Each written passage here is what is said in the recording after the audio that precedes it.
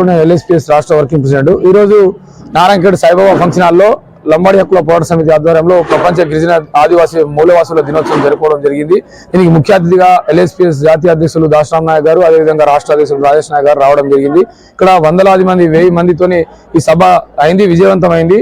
అయితే నిజంగా ఇక్కడ ఈ నారాయణఖేడ్ ప్రాంతంలో మంత్రి హరీష్ రావు గారు 2016లో బై ఎలక్షన్ లో నేను దత్తత తీసుకుంటున్నా, ప్రతి తండకు మౌలిక సదుపాయాలు కల్పిస్తా, రోడ్లు ఇస్తా అని చెప్పేసి అన్నాడు. మరి హరీష్ రావు గారు ఒక కన్ను నారాయణఖేడ్, ఒక కన్ను సిద్దిపేట అన్నారు. మరి నారాయణఖేడ్ ఎందుకు కనిపించడం లేదు? నారాయణఖేడ్ ప్రాంతంలో గ్రామా నుంచి తండాకు పోవాలన్నా, తండా నుంచి గ్రామకు రావాలన్నా రోడ్ అయినటువంటి దీనమైన పరిస్థితులు ఉన్నాయి. అదే అమృతోత్సవం, అదేవిధంగా ఇక్కడ ఉన్నటువంటి ఏదైతే టీఆర్ఎస్ ప్రభుత్వం ఏం దశాబ్ది ఉత్సవాలు చేయమన్నా, ఏ ఉత్సవాలు చేసుకోవాలా, కనీసం తండాలో రోడ్ అయినటువంటి పరిస్థితి. అదేవిధంగా ఇక్కడ నిజంగా అన్ని కులాలకు కూడా ఇవాళ TRS party, BJP party, Congress party మేము చేస్తా ఉన్నారు. మరి నారాయణఖేడ్ ప్రాంతంలో 50 నుంచి 60,000 ఓట్లు ఉన్నారు. మరి నారాయణఖేడ్ ప్రాంతంలో అన్ని పార్టీలు కూడా ఈసారి గిరిజనులకు, ఎస్టీలకు కూడా ఈ అసెంబ్లీ సీటు ఇవ్వాలని చెప్పి డిమాండ్ చేస్తా ఉన్నాం.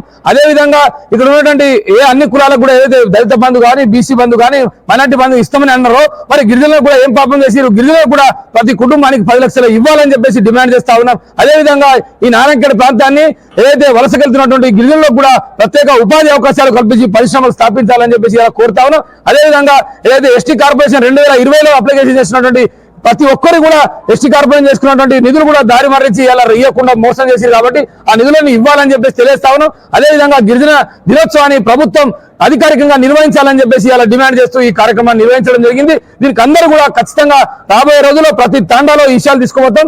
ఎమ్మెల్యే భూపాల్ రెడ్డి గారు తెలియస్తా ఉన్నాం, అయ్యా మీరు చేసినటువంటి అభివృద్ధి 7 సంవత్సరాలను చేసినాం, కాంగ్రెస్ లకు అడుగుమంటే ఇలా ఎవరైతే అధికారంలో ఉంటారో వాళ్ళకి అడుగుతారు. ఎక్కడైనా సరే చట్టంలో ఇలా మీరు తెలంగాణ రావాలని ఎవరికి అడిగిర్రు? కాంగ్రెస్ మీద పోరాటం చేసిరు కదా. మరి కాంగ్రెస్ పోరాటం చేస్తే టీఆర్ఎస్ పార్టీ పాలిస్తుంది. మరి టీఆర్ఎస్ మీద పోరాటం చేస్తున్నాం కాబట్టి టీఆర్ఎస్ అడుగుతున్నాం. మేము కాదు, మాతో చదవాలని రాజీనామా చేసి మేమే రేపటికి చేస్తాం. కాబట్టి దయచేసి ఇప్పటికైనా అభివృద్ధి మీద చర్చ పెట్టండి, అభివృద్ధి మీద బహిరంగ మాట్లాడాలని. కానీ ఇట్లా కావాలని చెప్పేసి ఏదో చిల్లర రాజకీయాలు చేస్తే ఎవరు నమ్మే పరిస్థితి లేదని చెప్పి తెలియస్తా ఉన్నాం. ఇప్పటికైనా ప్రతి తాండాల సమస్యలను పరిష్కరించాలని చెప్పి డిమాండ్ చేస్తాం. అందరికీ జయముల్ నివాసి, అందరికీ జై భీమ్, జై శివలాల్.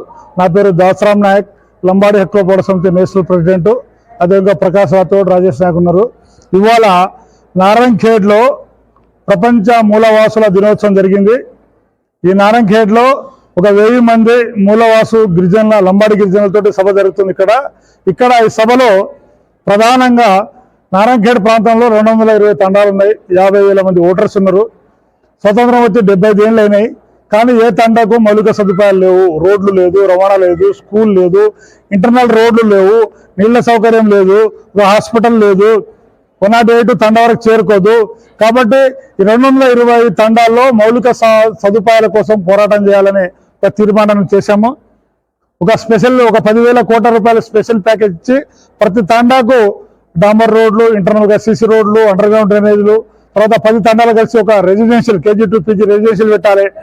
తర్వాత ఈ వలసల్ని చెరుకు కొత్త నిజామాబాద్కు ఈ వలసల్ని ఆపాలి, వలస ప్రమాదాలని అరికట్టాలి. చాలా మంది కుటుంబాలు బలైపోతారు, చనిపోతారు. కాబట్టి దీని మీద పెద్ద చర్చ జరిగింది. అదేవిధంగా రాష్ట్రంలో, దేశంలో గిరిజనుల మీద జరుగుతున్న దాడులు మణిపూర్లో కావచ్చు, కర్ణాటకలో కావచ్చు, ఇక్కడ గోదావరి లేదా వరంగల్, ఖమ్మంలో కావచ్చు, ఆదివాసుల మీద, గిరిజనుల మీద వాళ్ళ భూముల్ని కబ్జా చేయడానికి, వాళ్ళ భూముల్ని లాక్కోవడానికి ప్రభుత్వము, పెట్టుబడిదారులు పెద్ద ఎత్తున దాడులు చేస్తా ఉన్నారు. ఆ దాడులకు వ్యతిరేకంగా ఒక పెద్ద మహా ఉద్యమాన్ని నిర్మాణం చేయాలని కూడా చర్చ చేయడం జరిగింది.